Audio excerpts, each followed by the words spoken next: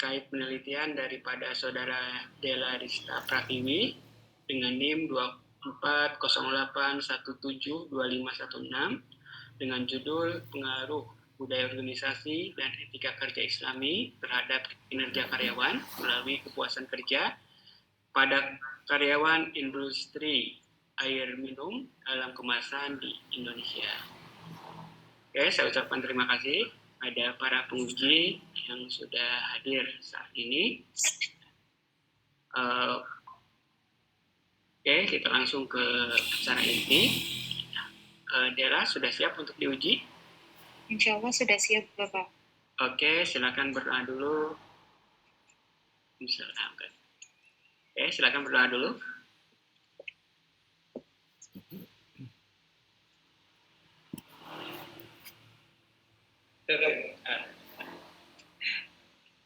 Oke, baik. Sebelum dimulai, kebetulan Pak penguji sudah hadir, bisa diberikan.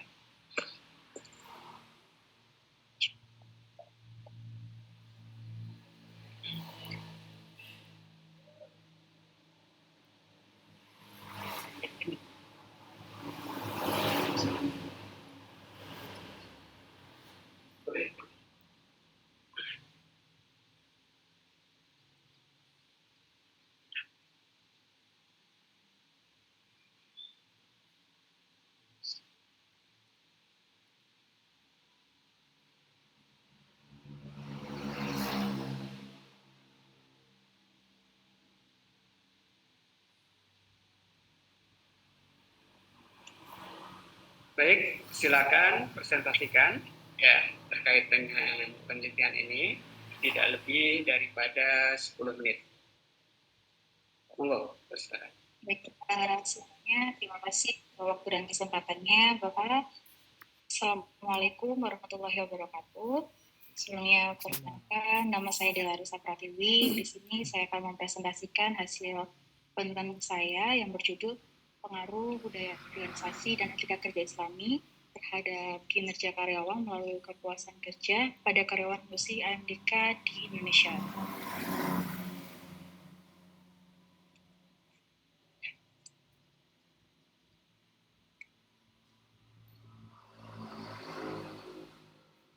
Di era globalisasi ini memang persaingan bisnis yang semakin ketat ini menuntut perusahaan memiliki strategi pengelolaan dan sumber daya manusia yang efektif agar mampu dalam bekerja untuk bisa meningkatkan keoptimalan dalam kinerjanya.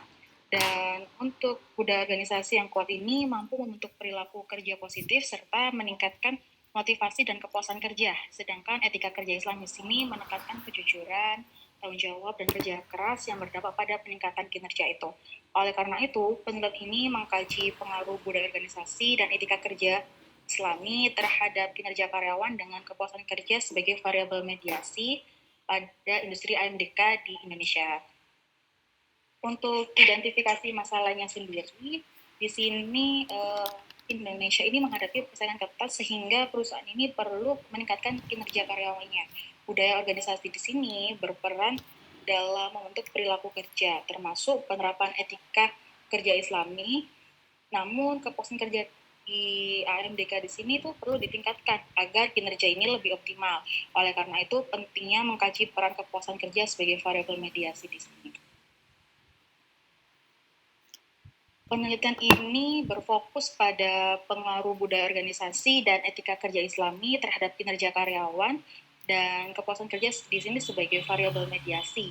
Studi yang dilakukan ini khusus pada karyawan perusahaan AMDK di Indonesia, sehingga hasilnya tidak dapat digeneralisasikan ke sektor lain. Dan fokus responden adalah karyawan aktif untuk memastikan relevansi variabel yang sedang diteliti.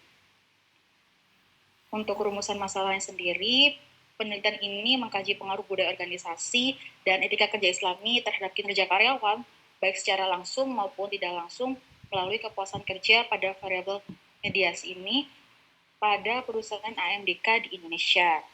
Dan untuk tujuan penelitian sendiri, ini untuk menguji dan menganalisis pengaruh budaya organisasi dan etika kerja Islami terhadap kinerja karyawan, baik secara langsung maupun tidak langsung, maupun melalui kepuasan kerja sebagai variabel mediasi.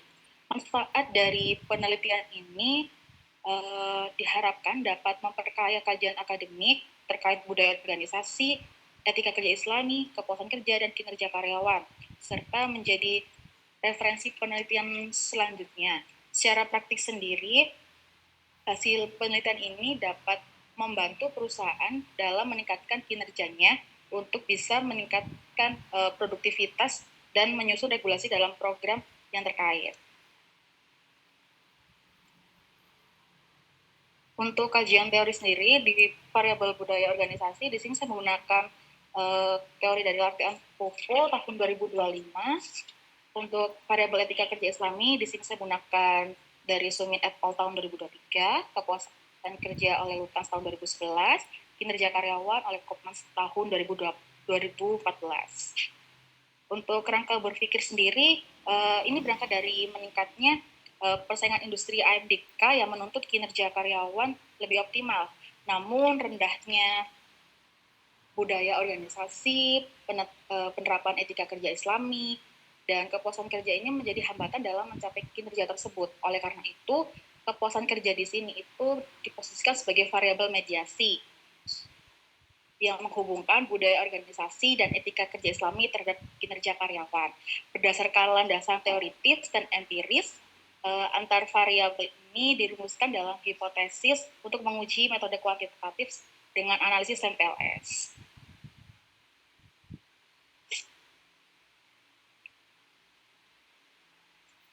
Untuk metode penelitian di sini, saya menggunakan pendekatan kuantitatif, dan untuk tempatnya sendiri saya pada perusahaan.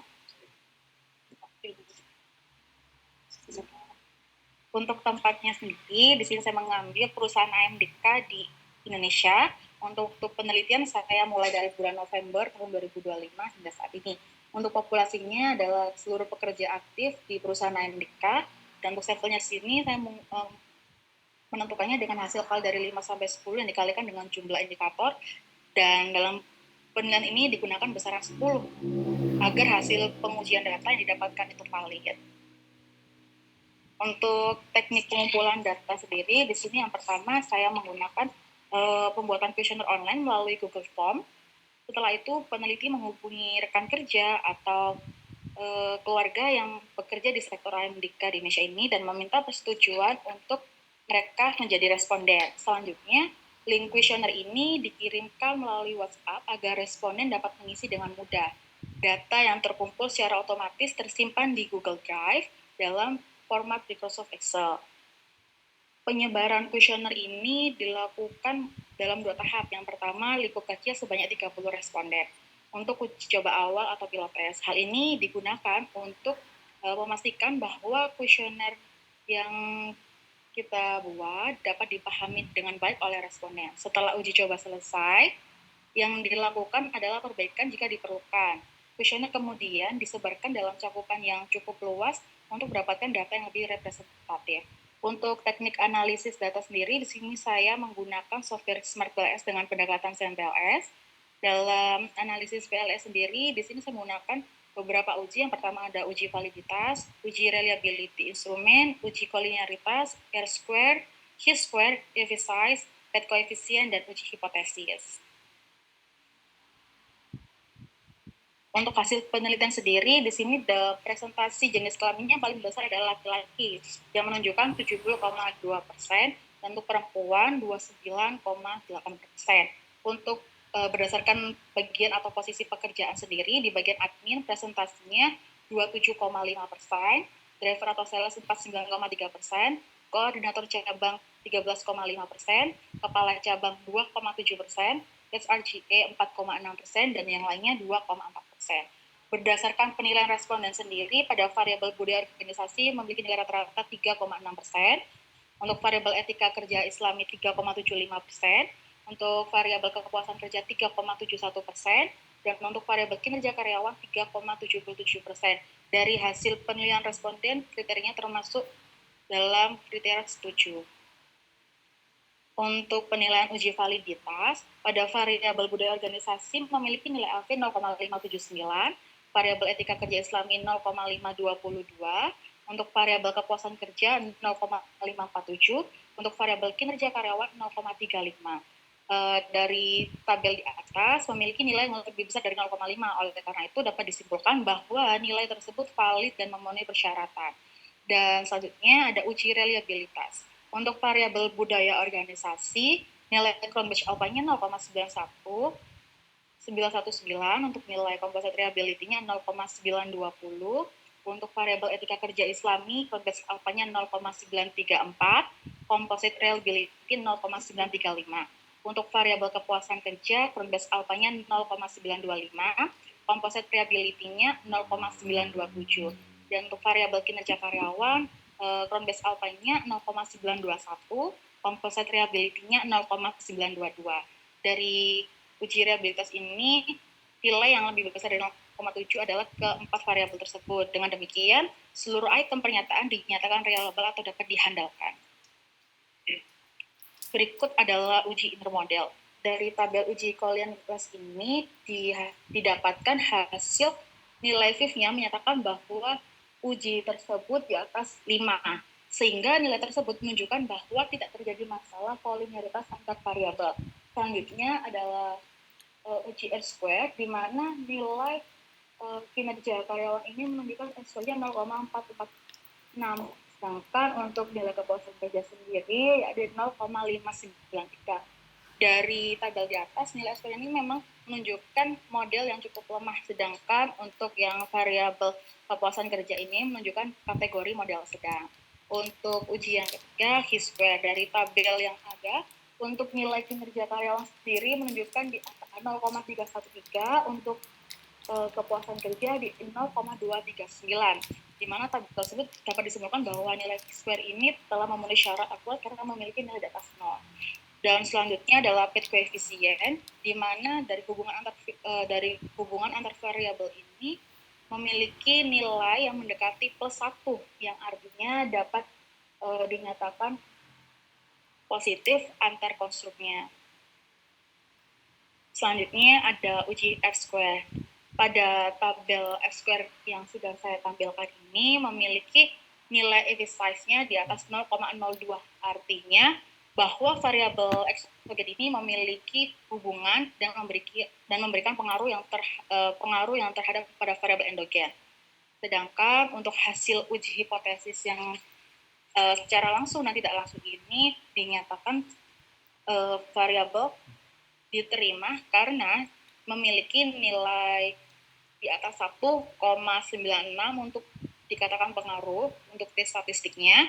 Sementara itu untuk P value-nya ini dapat dikatakan baik apabila di bawah 0,05 yang dikatakan hipotesisnya dapat diterima. Sedangkan dalam tabel yang sudah saya tampilkan ini sudah mencakup semuanya dan bisa ditarik kesimpulan bahwa hasil uji hipotesis ini dinyatakan diterima dan berpengaruh positif dan signifikan.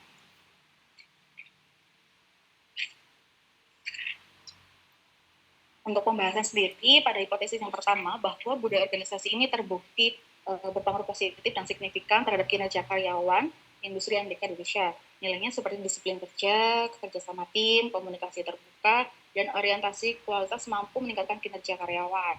Untuk pembahasan yang kedua, budaya organisasi ini terbukti berpengaruh positif dan signifikan terhadap kepuasan kerja, di mana budaya organisasi ini yang kondusif mampu menciptakan rasa nyaman, hubungan kerja yang harmonis, serta meningkatkan keterlibatan dan loyalitas karyawan terhadap perusahaan yang sedang kita optimalkan.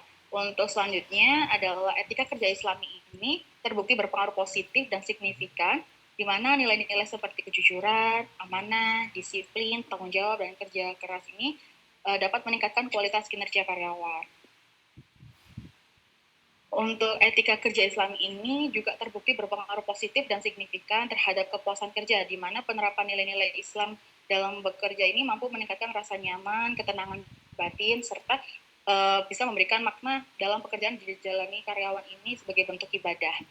Untuk selanjutnya, kepuasan kerja ini terbukti berpengaruh positif dan signifikan terhadap kinerja karyawan industri MDK, di mana kepuasan ini bisa mempengaruhi kinerja dari karyawan itu. Dalam perspektif Islam sendiri, kepuasan kerja ini juga berkaitan dengan nilai syukur, ikhlas, dan tanggung jawab, sehingga mendorong karyawan untuk bekerja lebih optimal dan penuh komitmen.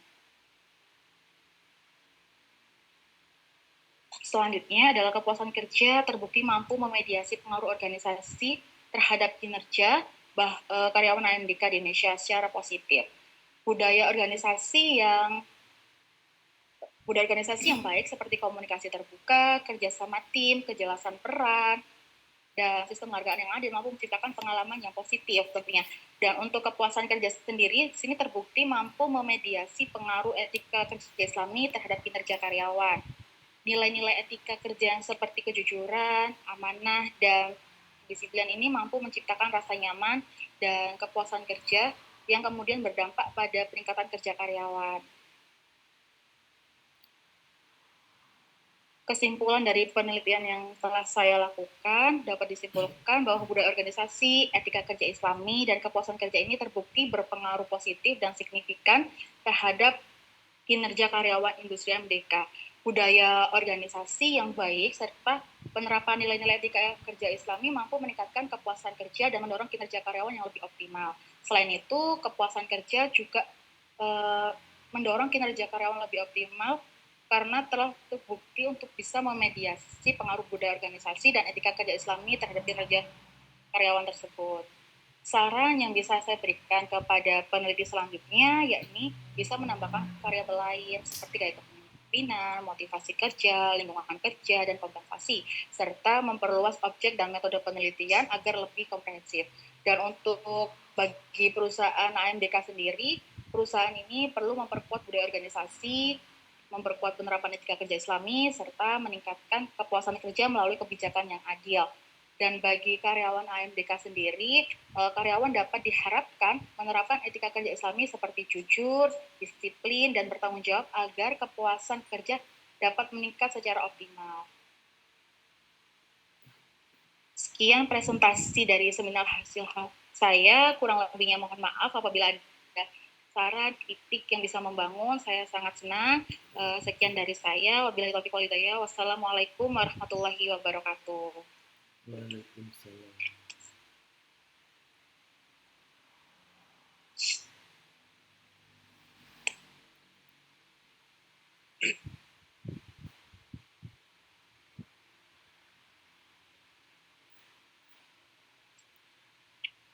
Kang Dani?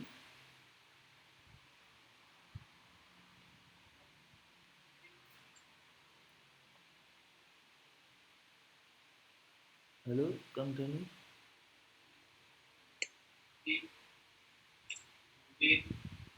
Pak Subhanallah, Mbak Dila ya, Mbak Dila Nesta. Alhamdulillah ini sudah ujian seminar hasil ya. Saya ucapkan selamat ya.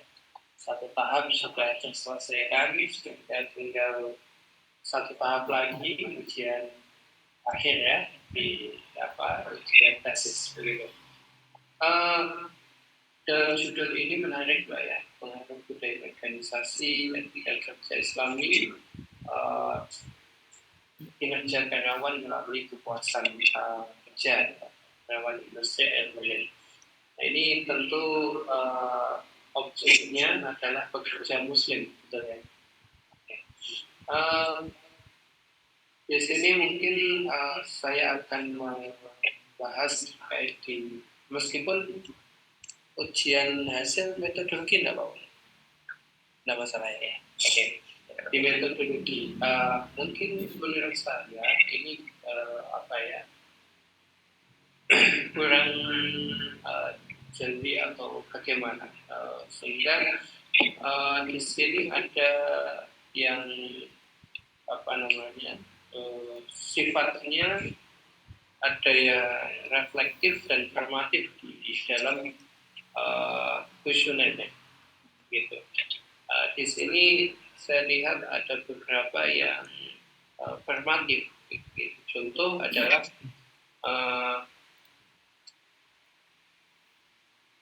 institusi mendorong kerjasama tim, partisipasi dalam keputusan dan memperhatikan kesejahteraan karyawan. Ini bentuk pertanyaan dari formatif gitu. Dan di dalam PLS penulisan ya itu arahnya bukan ke variabel indikator panahnya anak panahnya itu, tapi justru sebaliknya indikator ke variabel. Nah itu perbedaan, dan nanti di dalam penulisan di metodologi pun berbeda cukup signifikan ya, sehingga ini tapi ini kan sudah selesai lah jelas, sehingga nanti untuk ke depan misalkan untuk disertasi gitu ya, amin ya, itu nanti tolong diperhatikan juga membuat pertanyaan kuesioner. Saya di sini mendapati beberapa budaya manajemen konflik yang utama itu juga formatif begitu, bukan reflektif. Kemudian ketiga itu juga formatif juga, gitu. Keempat juga indikator itu. Nah ini menjadi perhatian Mbak Gila ketika nanti untuk penelitian selanjutnya. Oke. Kemudian saya izin konfirmasi di dalam penelitian ini kan PLS ya. Tujuannya apakah menguji atau memprediksi atau apa Pak? Pengujian. Nah, pengujian itu alangkah lebih tepatnya bisa menggunakan CV keadaan base gitu, karena memenuhi kriteria ya. Kalau 300 sekian ini kan harusnya sudah memenuhi kriteria untuk CV keadaan base gitu, sehingga ini lebih tepatnya kalau menguji teori ya, itu menggunakan covariant base dan PLS. Kalau PLS itu salah satunya kriterianya untuk memprediksi atau predictable gitu. Kan ini sudah jadi ya iman-iman kalau membuat CV gitu, sehingga nanti harus mengubah beberapa hal terkait metodologi, terkait hasil juga gitu ya, dan persyaratannya cukup ketat ya. Kalau covariant base itu ada fit model gitu ya, fit modelnya ada NFI, kemudian CFI, kemudian RMC, Merkin Square, dan lain sebagainya. CMDF ini mungkin bisa lebih mengarah kepada predictable gitu. Jadi sesuai karakteristik dari PLS-nya itu sendiri, Searle Square ini. Ini menurut saya begitu. Nah nanti monggo didiskusikan bagaimana baiknya gitu. Nah ini kan uji cross loading juga oke, validity juga tidak ada masalah gitu ya. Di HTMT thread monothread-nya itu gimana Pak? Hetero thread monothread HTMT. Saya kok belum belum, atau saya kelewat.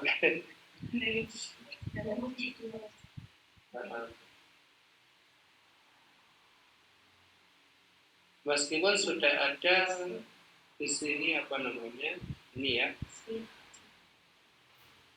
conversion validity, ada cross loading ya, tapi perlu juga disampaikan HTMT ya, heterothread monothread itu yang memang beberapa reviewer itu menyarankan untuk menggunakan HTMT dibandingkan dengan yang misalkan cross loading ataupun satu lagi itu kriterianya Pernell Lecter ya, sehingga nanti disampaikan saja HTMT gitu, sehingga double nggak masalah gitu ya di dalam cross loading atau conversion validity. Ditambahkan saja Mbak ya, HTMT. Kemudian kalau nanti menggunakan, bagusnya kalau predictable itu kan ada MAE ya. MAE itu Kalau di PLS ada loh Mbak, MAE itu apa namanya, mean absolute error ya, mean absolute error. MAE PLS sama MAE LM. LM itu apa, linear model ya, yang sebagai benchmark. Jadi kalau PLS-nya lebih rendah daripada linear modelnya, itu memenuhi prediksi yang lebih baik. Nah, setiap indikator nanti ada apa namanya, nilai LM dan juga MAE itu biasanya coba nanti dilihat di PLS ya, MAE itu apa namanya, sesuai dengan karakteristik dari PLS yang predictable gitu ya. Oke. Kemudian mungkin saya butuh klarifikasi ya Mbak ya, terkait dengan apa sih yang apa namanya, implikasi teoritis yang signifikan di dalam penelitian ini, yang mana penelitian ini sudah apa ya, memenuhi dari semua pulau di Indonesia kecuali Papua. Ada nggak? Belum ada cabang di Papua. Ya. Oke, berarti ini ke Indonesia ya. Ini air minum apa? Cleo. Nah, ini nyebarnya gimana Pak? Penyebaran kuesioner datang ke sana gitu? Kebetulan memang saya diberikan jalan ya Bapak ya untuk penyebaran kuesioner ini melalui admin cabang, di mana admin cabang ini total sebagian dalam 465 cabang, dan ini saya menyebarkan secara rata dengan melihat dari jumlah area tersebut sudah masuk berapa, karena kita akan membagi rata, karena kalau kita sebar secara bersamaan nanti biasanya paling banyak itu dari Jawa Timur Bapak.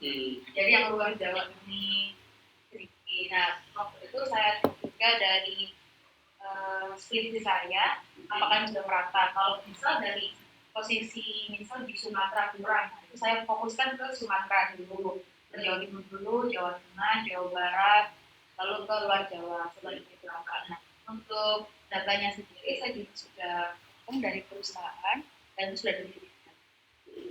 Oh, jangan magang di sana atau kerja di sana? Kerja di Cleo? Iya, ya, di Cleo-nya? Iya. Kenapa magang di? Jadi pegang data. Oh, iya. Iya, jadi pegang data pun. Ya, dan pegang data. SDM. Sehingga nggak ada masalah. Iya, betul. Apa namanya? Berarti ini menggunakan probability sampling. Iya, betul Bapak. Saya pakai probability sampling dan menggunakan teknik pengumpulan datanya menggunakan yang pendekatan professional stratified random sampling. Stratified ya. Stratified atau double stratified? Yang stratified biasa. Nah, stratified-nya berdasarkan apa Pak? Kriteria dari pembagian secara merata di area tersebut. Seperti itu. Dan secara operasionalnya seperti apa? Maksudnya ini secara operasional ya Pak? Mengoperasikan stratified itu tadi. Untuk penyebarannya. Kalau untuk penyebarannya, saya dibantu oleh tim Jawa Barat saya. Untuk penyebarannya kita ini bertahap dari Jawa Timur itu di minggu pertama, berikutnya di Jawa Tengah, dan di minggu berikutnya di Jawa, di luar Jawa, dan sisanya adalah bagian saya, Banten dan Jawa Putih. Jadi untuk pengarahan ini lebih representatif sehingga semua area ini bisa tercakup. Total ada berapa populasi? Untuk populasinya sebenarnya saya temukan sudah saya catatkan di saya kurang lebih 6.000 soal 6.000 karyawan aktif ya? Ya, 6.000.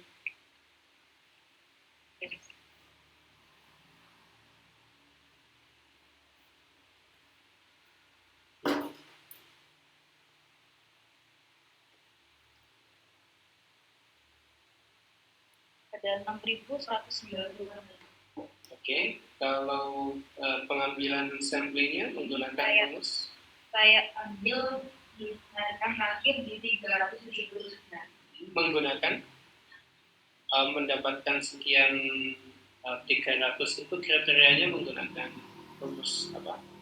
Ini saya pakai rumus Morgan. Yang awalnya kan saya pakai rumus Oke. kait. Terus ada masukan dari komoditi 3 waktu itu pakai rumus Morgan dan didapatkan dengan nilainya minimal di 360 uang ya. Ya minimal. Kalau 300 itu sudah saya tarik berdasarkan. Oke. Baik, terima kasih. Oke, saya ini Mbak, apa namanya, karena dengan juga bagian dari SDM di sana gitu ya, apalagi yang terus SDM gitu ya. Ini saya jadi teringat ketika dulu saya mendapatkan pelajaran apa namanya, insider dan outsider ya. Insider dan outsider itu kalau outsider itu melihat objek itu cenderung lebih objektif dibandingkan yang insider gitu ya. Kalau insider itu ya dia cenderung melindungi organisasi yang di dalamnya, sehingga untuk peneliti dari insider itu akan cenderung subjektif. Nah, bagaimana Mbak Billa ini menjaga reputasi peneliti yang objektif begitu? Kalau saya dapat menjaga penelitian ini, pertama saya akan memberikan masukan kepada pesan saya Bapak ya, karena kan memang ini jurnal dilakukan di swasta dan di mana ini kita juga menjaga loyalitas dari rekan-rekan kerja, dan terbukti memang dari perkuatan kerja ini yang mempengaruhi kinerja karyawan. Dari situ kita tahu yang membuat mereka puas itu apa, dan kalau ada kurangnya itu saya akan menginformasikan kepada atasan, karena di tujuan perusahaan sendiri adalah mempertahankan karyawan sudah mempunyai. Oke. Baik, terima kasih. Kemudian ini Mbak, di dalam diskusi ya, citasinya sedikit sekali ke hipotesis ini. Pembahasan diskusi ya, di diskusi pembahasan itu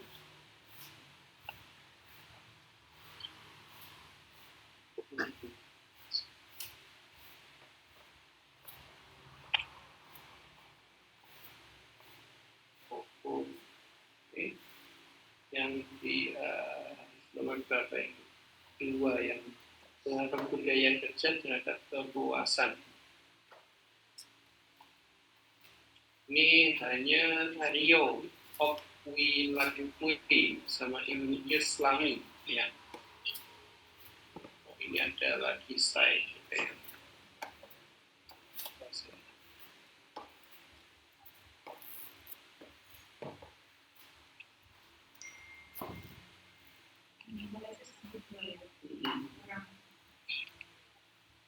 Bentar ya.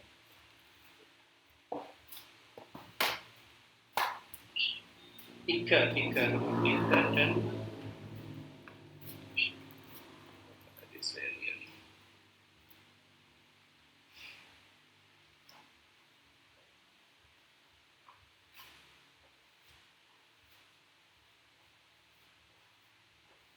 Tiga dan 6 Pak. 6 ini coba yang ke-6, pengaruh budaya kerja terhadap kinerja karyawan dimediasi oleh kepuasan.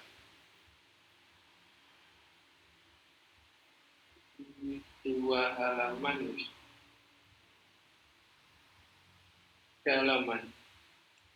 Ini tidak ada citasi sama sekali, apakah seperti itu Mbak?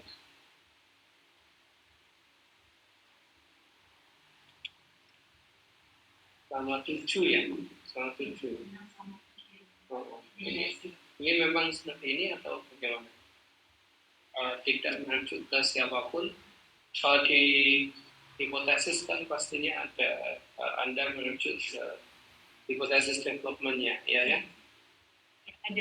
Dan nanti coba diinginkan lagi ya. Oke, terakhir Pak. Kalau keterbatasan penelitian, apa sih kekurangan dan kelebihan penelitian?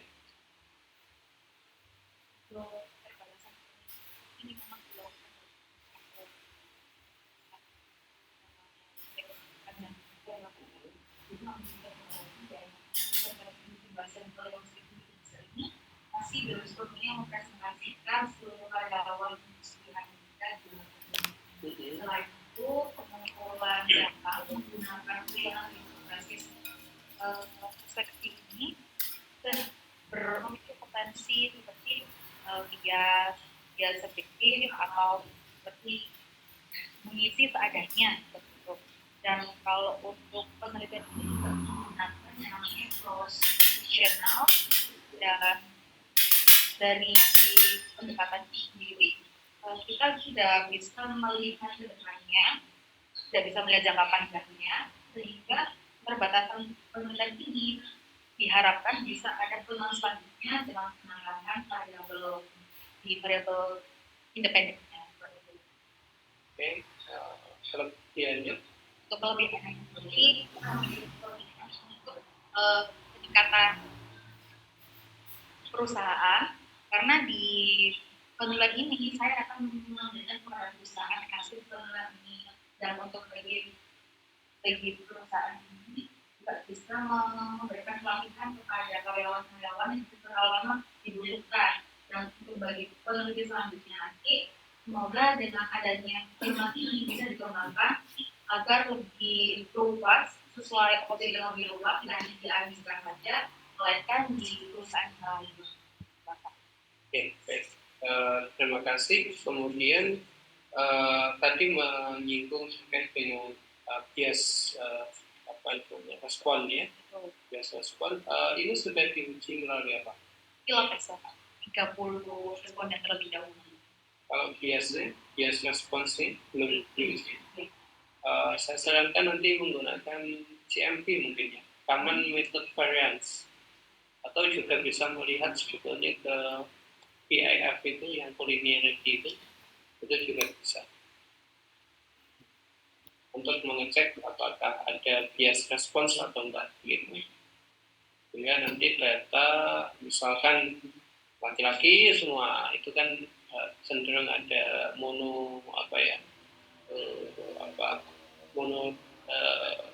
monogenity ya, atau tidak hetero gitu ya, sehingga itu membuat bias gitu.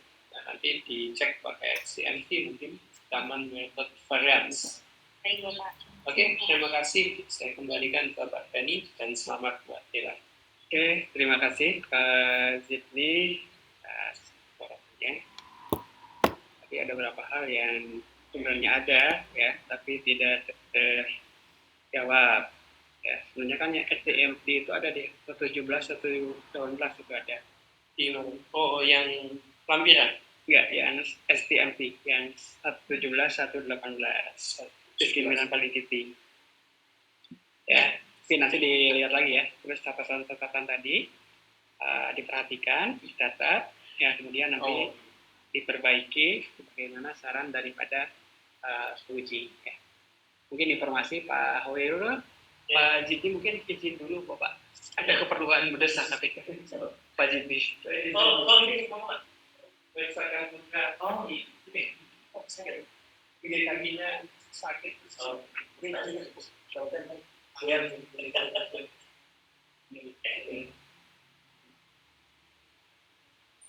Ya. Baik, terima kasih Pak Jidni dan semoga putranya cepat sembuh ya. Karena ada satu kejadian yang tidak diinginkan. Selanjutnya, saya mohon maaf Pak Hoirul, jadi saya ingin ini. Oke, saya serahkan kepada Pak Hoirul untuk lebih mengeksplorasi daripada tesis ini. Baik, terima kasih Pak Kardani. Assalamualaikum warahmatullahi wabarakatuh. Ini Pak Fahrul yang Online. dari online. Terus sama Tadi sama Pak Fahmi. Pak Fahmi nggak jadi ya? Pak Fahmi belum join. Oh, belum join. Belum ngagungin. Pak Fahrul itu kumpul Pak. Pak Fahrul sendiri. Oh ya. Kira apa itu Pak Fahrul? Oke, baik. Yang kita tanyakan saudari Jela Star Pratiwi. Sebelumnya saya ucapkan selamat dan Jela sudah menyelesaikan tugas akhirnya dan mudah-mudahan selanjutnya bisa lancar dan segera bisa menyelesaikan studinya. Bisa.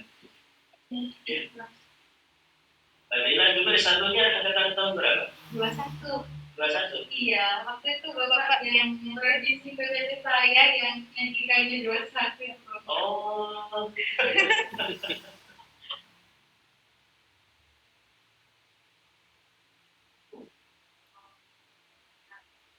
Ya, baik, jadi selamat ya, dan ini luar biasa angkatan 24, berarti semester berapa ini? Pas. Ya, jadi setelah datang SK lulusan langsung datang ke skripsi. Aspek yang Iya. ini ya. Oke, berarti sekarang semester berapa? Yang sekarang ini kalau 3 ya? iya, Yang angkatannya Akmal juga itu ya? betul. Akmal ya? Iya, Akmal sampai mana sekarang? saya kurang tahu ya Bapak. Kemarin kebetulan Akmal datang kaji Bapak. Akmal itu siapa? Akmal lagi atau satunya? Akmal yang anu ini kan? Yang tinggi. Iya. Iya, itu. Berangkat sih. Iya, Bapak. Kemarin kan dari yang lalu baru berangkat. Ganti kan Kemungkinan kemarin. iya. Bapak ibunya dosen. Oh iya. Iya. Sempat ini juga kan Pak ya? Sempat apa don juga katanya. Oh iya. Baik. Karena yang lain sudah nasional.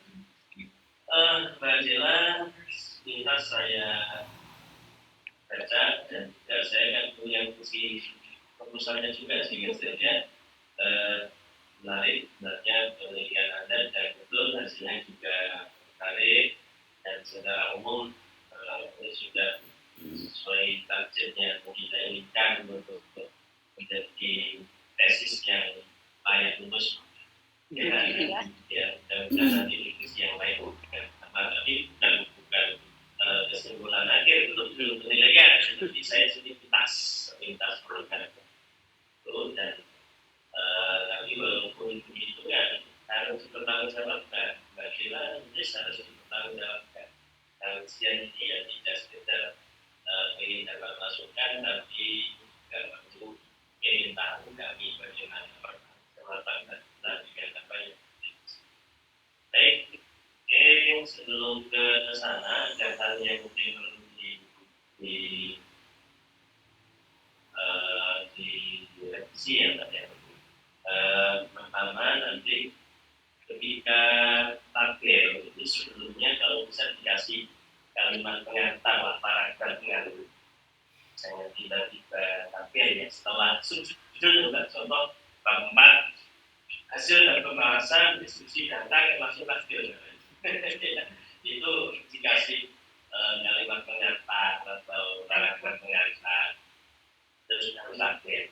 Ada beberapa nanti cek lagi ya. Iya, baik. Pokoknya sebelum takbir itu secara bulan bahasa dan secara pengantar yang itu.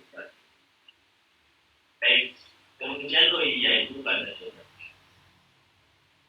terima kasihnya ini kok tinggi banget pada Allah. Kenapa? Saking ingin syukurnya atau gimana? Iya, Bapak. Yang pertama sedang kesempatan.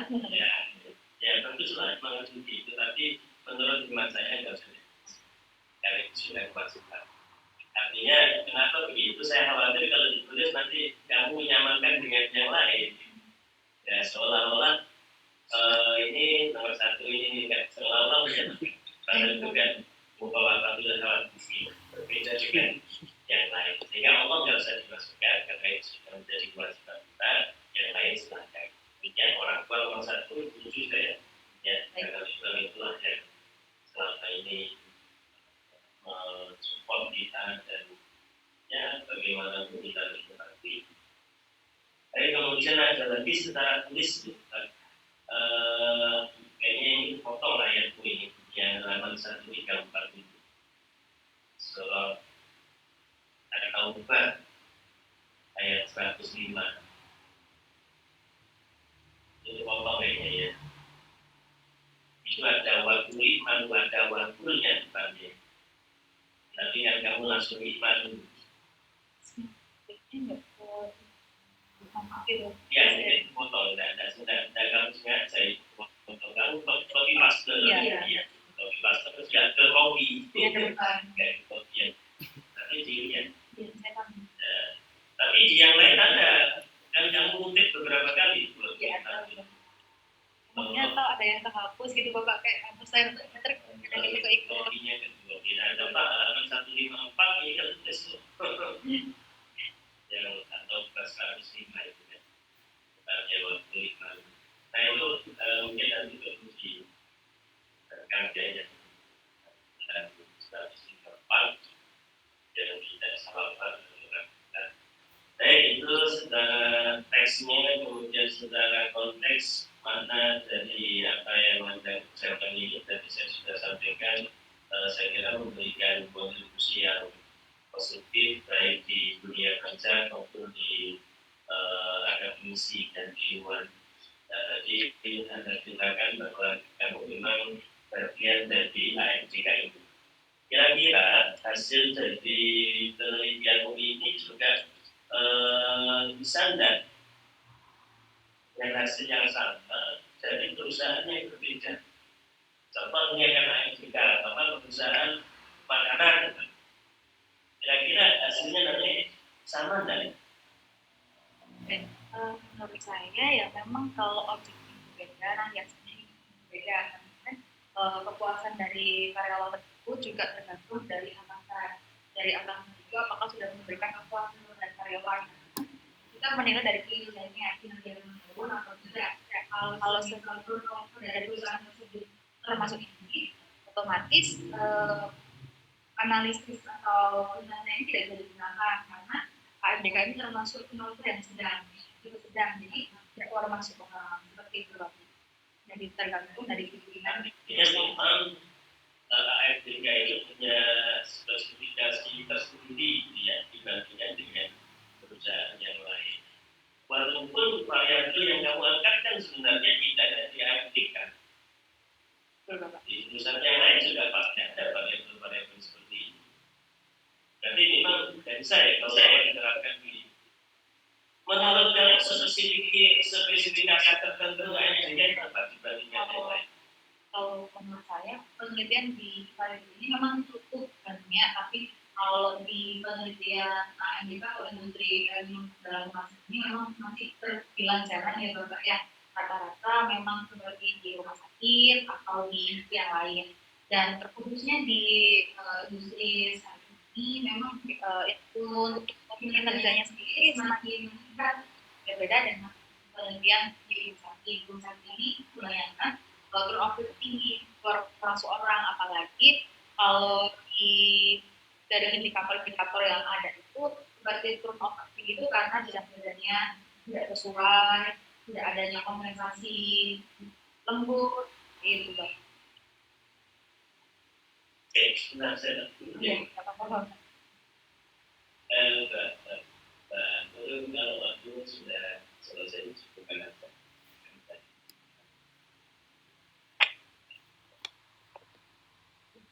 Saya kecil dulu ya, bulannya. Oh lanjut tesis. Ya,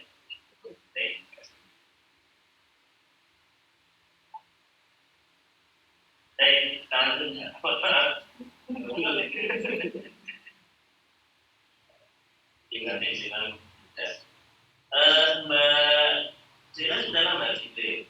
Saya tentu magang, jadi 1 tahunan magang waktu lulus S1. waktu semester 5 Bapak program dari universitas. Kebetulan saya langsung di bagian SD waktu itu magangnya, dan waktu saya mengerjakan skripsi saya sudah ada tawaran dari sana. Jadi memang menyelesaikan skripsi saya untuk karyawan saat ini. Jadi mulai kuliah ini tidak masalah. Izin, saya kemarin masih izin, itu saya izin cuti mau ujian seminar praktis gitu. Oh iya, nggak apa-apa. Dukung nggak apa-apa. Di mana? Saya declare Sidoarjo kan, dan itu di Surabaya yang paling pas awal itu. Oh, pasar. Ya, itu juga tergantung dari kebutuhan. Rumahku mana? Saya rumahnya bilangan satu di dekat Surabaya. Ya kan sebenarnya dari sana kan juga. Yang di Surabaya, yang Sidoarjo memang lumayan jauh, kurang lebih 1 jam. Mungkin hal-hal lain artinya kan di bagaimana kan? Saya di HRP-nya Pak. Ya. Memang secara data kan kalau bisa menguasai jadi 373 orang responden. Ya. Harusnya itu masih belum sepenuhnya Bapak, karena kan menurut saya minimalnya kan 361 waktu terakhir kemudian itu 373, ya udah saya tarik aja karena sudah melampaui dari minimal. Harusnya masih bisa juga karyawannya, karena kan memang karyawan itu di 6 itu 190 karyawan seluruh ya dari 465 cabang.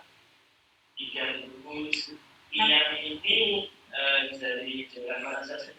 Untuk menang 190 ini Jawa Tengah, Jawa Timur, Jawa Barat, Banten, Jabodetabek, luar Jawa ini termasuk termasuk Sumatera, Sulawesi, Kalimantan. Oke, tapi tidak melalui jasa ya, tidak ya? Ya Bapak, melalui admin saya kan memang ada ini selalu berhubungan dengan admin ya Bapak ya, jadi minta bantuannya ke admin gitu Bapak. Karena orang baru jadi Iya. kalau orang luar belum bisa. Iya nggak bisa Bapak yang mau nggak bisa. Kalau orang luar ya pakai jasa pun belum bisa. Kecuali kan variabel yang keluar gitu bisa. Ini kan perlu orang tahu nih variabel. Baik Mbak Dela, yang selanjutnya saya ingin tahu dari hasil penelitian Anda ini kira-kira mana yang menarik untuk dibahas? Menurut saya yang paling menarik ini budaya organisasinya Pak. Dari budaya itu sendiri ini rata-rata karyawan itu kan belum bisa memahami sepenuhnya dari budaya perusahaan. Jadi di mana saya ingin kalau ada selanjutnya saya ingin menambah karyawan itu yang memecahkan budaya organisasi seperti ada kompensasi, terus ada gaya kepemimpinan perusahaan seperti itu. Jadi saya masih ingin apa kaitannya dengan budaya organisasi yang kayak kepemimpinan? kalau budaya organisasi ini gaya kepemimpinan perusahaan kan juga termasuk kerja dari karyawan-karyawan. Jadi di setiap cabang itu memang memiliki kepala daerah yang berbeda, sifat itu memang berbeda ya. Jadi saya ingin menguliknya nanti menggunakan metode kualitatif, tidak dilihat secara statistik, tapi secara teori dari orang-orang itu.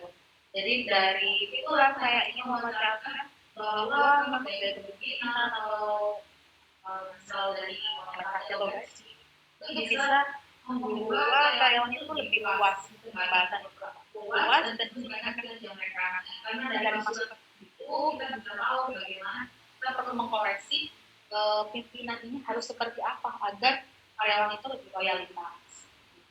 Ya, tapi nanti penelitian selanjutnya bisa presentasi begitu ya. Langsung. Sudah saya belum Bapak, masih 2 tahun. Oh iya ya, berarti ngomong. Sekalian ya Bapak. Berapa tahun Bapak kalau S3 kali? Wah, 3 tahun selesai. Nunggu kita enggak aja. Iya. Iya. Angkatan pertama. Berapa? 3 ya Bapak? Ya, sebenarnya sudah siap kita, tapi kan dipending karena UIF mau akreditasi perguruan tinggi. Akreditasi perguruan tinggi itu minimal 50+1 atau 10. Nah, prodi baru kan nggak mungkin bisa itu. Nah, sehingga kita pengen dulu, nanti kalau akreditasi perguruan tinggi sudah keluar, baru kita. Jadi kita sudah kaya, Pak. Jadi ya, siap aja. Iya, sudah banyak peminat. Yang kemarin itu juga banyak banget teman yang di Twitter itu banyak wifi. Nah, kasih tahu aja, suruh masuk. Iya, masih ada yang bingung uangnya 8 juta, nanti sama kerja paling nggak kasih yang 2 juta dan cukup. Kita punya 1 juta. 8 juta itu tentang bulan ya. Iya, Nah, betul. bulan itu sama SMA favorit masih lebih bahas SMA itu. Iya, Bapak. Bapak favoritnya biasa aja, contoh nama hukuman. Alinya SMA Permai, paling nggak 1,8 per bulan. 1,8 bulan. Kalau ini kan 6 bulan. Orang ini lihatnya bayarnya apa? Iya. Ya ini 6 bulan. Betul, Bapak. Saya juga kan kayak sendiri. Jadi udah tahu 1 bulan berarti 1,5 juta harus. Ya, bisa bagus. Baik, kembali ke sini Pak. Baik, itu yang menarik ya, menurut Mbak Jill ya. Ya, pendidikan selanjutnya. Dari yang lain ada lagi kaitannya dengan etika kerja Islam ini. Kalau untuk etika kerja Islam sendiri memang di perusahaan kita sangat menomorsatukan ya Bapak ya. Kalau ada keagamaan itu pasti diutamakan. Misalnya kita di agama yang lain Bapak ya, Bali itu kan nggak semuanya mayoritasnya itu beragama Kristen atau Buddha atau berbagai ya. Jadi kita mesti mengikutkan, misal di Bali ada khusus Bapak, di perusahaan kita itu pasti memberikan penggantinya, digaji mungkin dia tidak masuk gitu. Jadi mereka juga ada libur tambahan tidak kita kan di Idul Fitri aja atau Idul Adha aja seperti itu. Jadi meskipun ada yang Islam itu tetap dihilangkan. Sesuaikan ya. Iya betul. Kegiatan keagamaan ada juga. Kalau kegiatan keagamaan ini biasanya 13 kali Bapak oleh pimpinan sendiri ada ceramah. Oh, Iya. berarti 3 bulan sekali. Iya.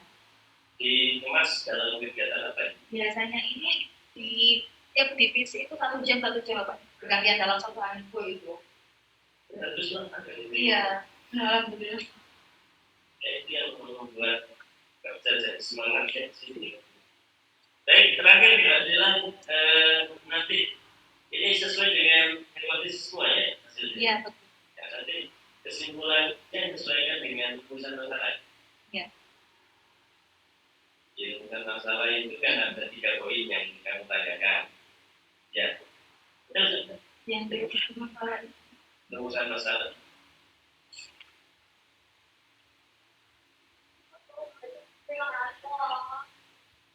Di urusan masalah ini kemarin itu sebenarnya kan terbukti di evaluasi sih Bapak ya, ada pemilu, ada penguji yang memberikan saran untuk dipilihkan.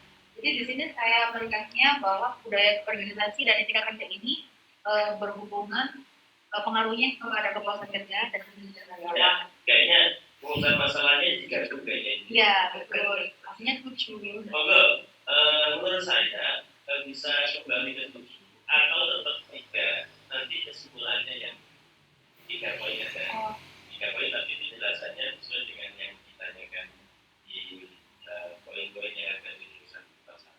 Yang guys antara kesimpulan dengan kesimpulan. Yang memang bisa direkam menjadi 3 ini. Menurut saya ini bisa ada 7 boleh, 3 boleh. Tapi kalau sebelumnya sudah disarankan pakai 3, tidak apa-apa 3. Nanti kesimpulannya aja yang disesuaikan. Ya poinnya saja yang disesuaikan, penjelasannya tetap saja. Ya orang biasanya yang apa sih rumusan masalahnya semula itu. Ya. Saya kira itu cukup Pak. Oke. Hasilnya Bapak. Baik, terima kasih Pak Hoirul atas masukan-masukannya. Selanjutnya, Pak Fahrul atau saya dulu Pak Fahrul? Mangga, Kang Dani, mangga. Saya terakhir. Gak kedengaran Pak Fahrul.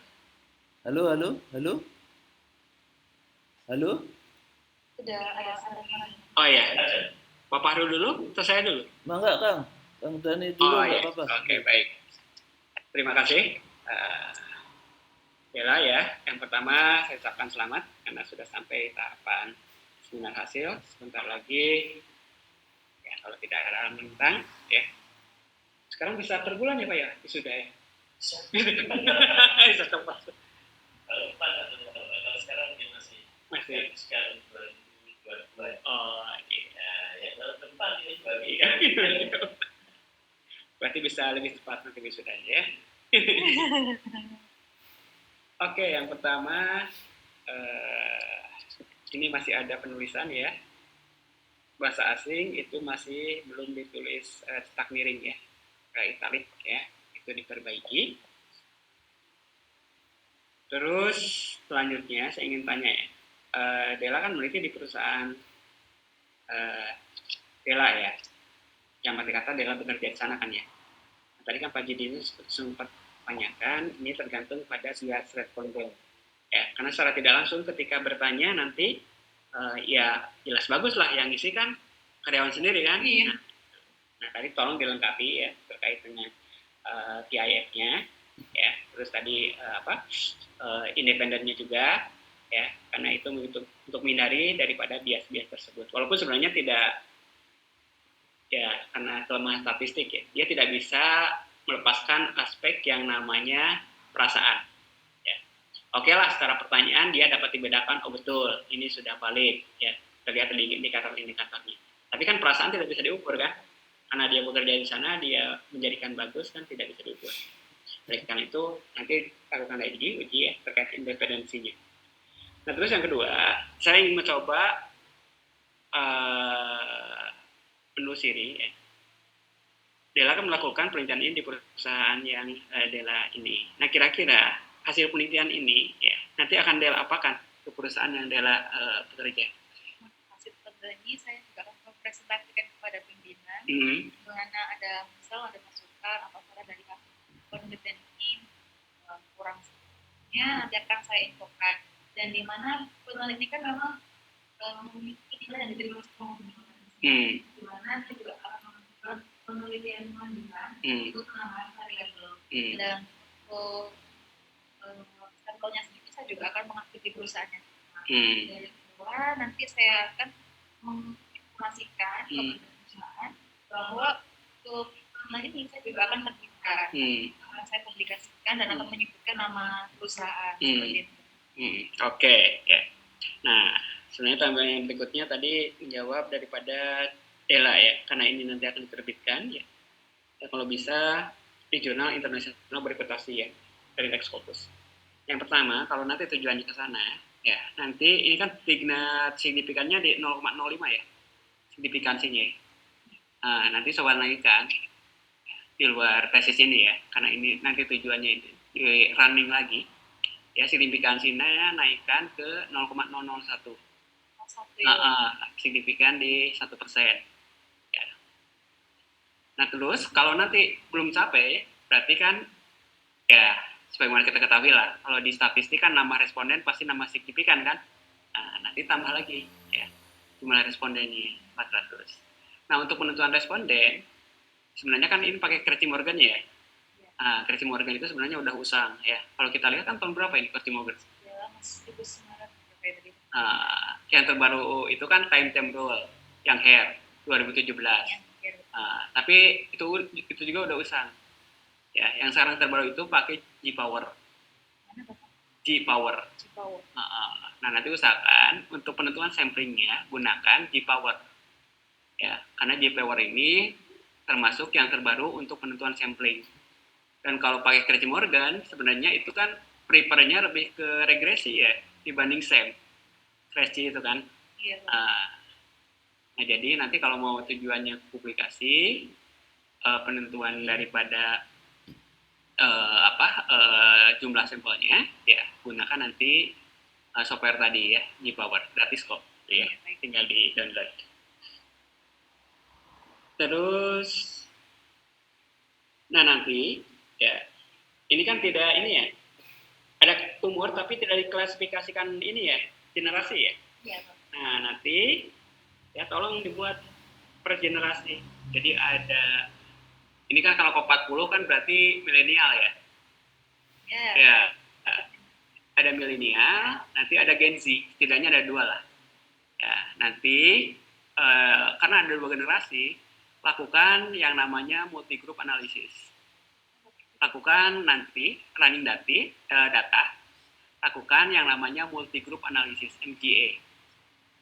Ya, multi-group analysis, ya, karena ini kan targetnya publikasi ya. Nah, nanti di publikasi itu kan bisa jadi dua artikel. Yang pertama umpamanya, nah kalau bisa nama lagi variabel lah, ya variabelnya yang baru lah. Nah nanti berdasarkan variabel yang baru tersebut, yang ini tambahkan satu variabel baru yang benar-benar baru ya, belum banyak diteliti variabel tersebut, tambahkan di dalamnya kohortnya. Kohortnya itu poin tadi generasi, milenial, penelitian terkait dengan bla bla bla pada generasi milenial. Kan seperti itu, atau pada Gen Z gitu ya, generasi Z di Indonesia. Nah itu lebih terbuka untuk peluang publikasi ya. Nah untuk S2 itu ada ini nggak? Ada persyaratan ini kan ya, publikasi? Untuk S2 ini minimalnya di Sinta 3 harusnya Bapak. Sinta 3? Sinta 3 itu nilainya amin. Kalau mau nilai A, di atas Sinta 2. Sudah ada? Belum saya Bapak. Belum. Nah nanti coba ya, karena kan nanti hubungannya publikasi itu kan pertama dengan ini kan apa wisuda kan, harus sudah LOE kan. Nah misalkan banyak lah, kemarin juga yang S1 itu udah banyak ya yang bisa cepat ya, fast track ya. Nah misalkan yang cepat ya supaya nanti kalau sudah ada publikasi kan ijazahnya tidak ditahan kan. Iya betul Pak, karena kemarin itu yang waktu sarjana itu kan saya juga Sinta 3 ya Bapak, yang lumayan juga. Itu nunggu LOA-nya aja 1 bulan lebih. Nah, ya jangan sampai seperti itu ya. Iya. Nah, kalau bisa kan biasanya LOA ke publikasi itu lama ya? Kalau saya kemarin kan dapat LOA-nya itu bisa di bulan Februari, itu terbitnya di Juni. Tapi waktu itu masih bisa Bapak info ke Bapak yang TU itu Bapak yang oh ya Pak Hartoyo. Kayaknya itu yang saya infokan kan. Kalau mau sudah dulu pakai penelitian yang dulu yang udah terbit. Oh iya. Gitu ya Bapak ya. Jadi nanti waktu di perpustakaannya pusat itu diinfokan aja, nanti akan diganti oleh TU fakultas gitu Bapak. Ya. Yang penting itu di ini aja ya, disegerakan ya kan untuk publikasi ya. Terus nanti ini sebenarnya bisa di scale up juga kan ya, bisa ditingkatkan lagi. Iya. Ya, kalau nanti kan ada harapan untuk S3 ya. Ya tetaplah penelitian terkait ini gitu ya. Nah, terus mungkin nanti ya tinggal tambah variabel aja sih sebenarnya ya. Tinggal tambah variabel aja ya, terutama variabel yang baru ya. Ya. Dan nanti itu ditambahkan ya. Nah, kalau ini kan sudah berapa? 300 berapa simpangnya?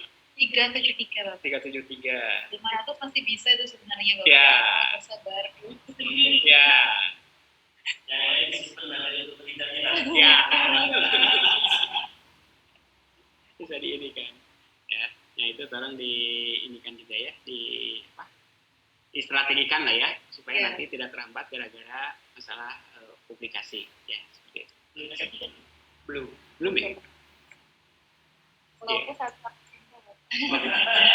Kalau Scopus, saya itu LOA-nya udah 1 tahun lalu, publisnya belum. Kalau Scopus dulu. Kalau untuk tujuan ini ya, ini, ya bisa Sinta aja. Sinta dulu aja.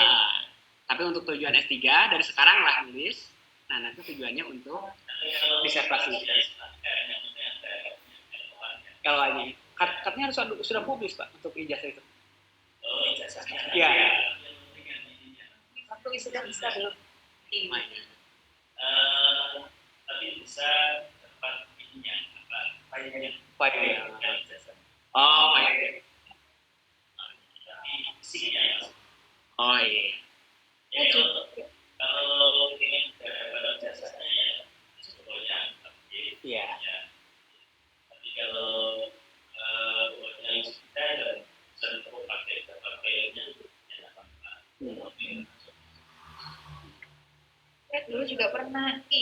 sekolah sama Pak Fajar. Pak Fajar manajer. Iya, dulu kan juga lama, sekarang juga masih ditolak. Terus kalau Pak Fajar nanti coba dicariin orang yang lain. yang jadi yang Iya. Iya. Oke, baik. Ya mungkin itu aja lah. Setelah substansi udah bagus ya. Tinggal diperbaiki yang hal-hal tadi. Kemudian saya minta nanti di scale up ya penelitiannya. Ya. Karena nanti untuk ya kalau bisa kalau sudah ada di kita langsung daftar di jadi angkatan pertama kita gitu ya. Iya, Bapak. Nanti nama prodinya apa Bapak kalau udah jadi? ya Iya, Indonesia kronis. ya rencana kita begitu apa draft kita begitu nanti yang setuju apa kan nanti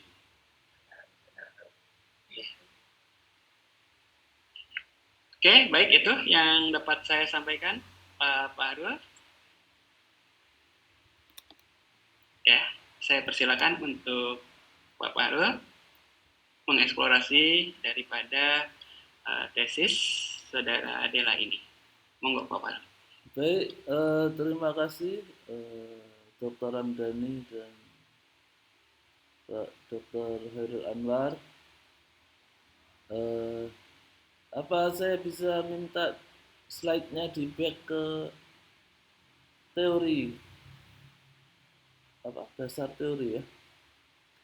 Landasan teori. Iya itu ya. Oh, tunggu Pak. Oh iya, oh iya, tunggu. Oh iya Pak, bentar Pak. Yang ini ya Bapak? Ya ini ya. Nah, jadi teori itu ya nanti Mbak Dila coba cari ya. Apa tidak terdengar saya? Terdengar Pak? Dengar Bapak. Oh iya. Tadi justru saya yang kurang mendengar suaranya Pak Hoirul ya kalau dari sini ya. Kurang dekat kayaknya. Yang jelas banget dari Pak Zidni tadi. Nah, jadi teori itu adalah sesuatu yang disepakati banyak orang dan sudah sering dipakai ya. Oleh karena itu biasanya teori itu sudah berumur ya, sudah berumur. Jadi kalau menurut saya belum pantas lah disebut sebagai sebuah teori kalau dia lahir tahun 2025 gitu ya atau 2023 gitu ya. Jadi kalau tadi Kang Dani menyarankan untuk samplingnya pakai yang terbaru tidak masalah ya menurut saya. Tapi kalau untuk teori-teori intinya, kalau menurut saya ya, apalagi nanti mau di up ke jurnal internasional itu ya teori-teori yang paling sering dipakai dan biasanya itu lama berumur begitu ya. Nah nanti bisa di compare ya dengan riset-riset yang di Scopus itu sehingga ada sambungannya begitu ya, jadi bisa menyambung. Nah ini kalau menurut saya ya Mbak Dila ya, ini sayang sekali ya kalau hanya sintatika ya, sayang banget ya. Ini harus Scopus ini ya. Nah kalau Anda sebetulnya sudah terbiasa dengan kuanti, untuk riset yang multivariabel seperti ini itu kan bisa dipecah sebetulnya ya. Jadi nanti Anda bisa pecah yang untuk syarat kelulusan gitu yang sederhana, yang simpel gitu ya. Nah, yang bagian besarnya itu jangan sintatika, sayang banget ini ya. Nah, ini harus Scopus ini. Wajib Scopus ini. Sayang banget itu ya. Kalau Anda memang ilmuwan sejati itu sintatika itu kayak anak TK ya. Waduh, sayang itu ya. Sayang banget. Saya yakin Kang Dani pasti setuju lah dengan saya ya. Jadi saran saya ya itulah kita dipecah aja sebagian untuk biar cepat lulus. Nah yang gede, apalagi sampelnya gede itu, waduh ini sudah kuat banget lah insya Allah ya. Tinggal nanti diperbaiki. Mungkin dari saya itu Kang Dani ya. Sayang tadi Pak Hoirul sudah nggak ada ya. Ya, sudah nggak ada. Padahal Izin. saya mau bilang kalau nanti beneran di S3 Ekis saya siap tuh jadi promotornya Dela ya. Nggak usah cari promotor lagi ya. Luar biasa. Luar biasa. Nanti kan sebelum masuk ada ini Pak, biasanya kesediaan untuk jadi promotor. Nah, itu gampang. Tinggal saya tanda tangannya aja nanti ya. Saya kembalikan ke Kang Dani Kang. Oke, baik. Terima kasih. Eh, Pak Fahmi udah ada ini belum? Konfirmasi. Bapak saya coba cek. Tidak ada balasan Bapak untuk Pak Fahmi. Oke. Mungkin nanti akan ada Zoom susulan dengan beliau seperti Haidar kemudian. Oh iya, iya. Oke, tapi setidaknya kita harus ada ini dulu, ya. Oke, bisa meninggalkan tempat dulu. Okelah, kita akan berdiskusi dulu terkait dengan keputusan daripada tesis ini. Oke, bisa meninggalkan ruangan dulu. Baik Bapak. Jangan lama-lama. 1 menit cukup kok.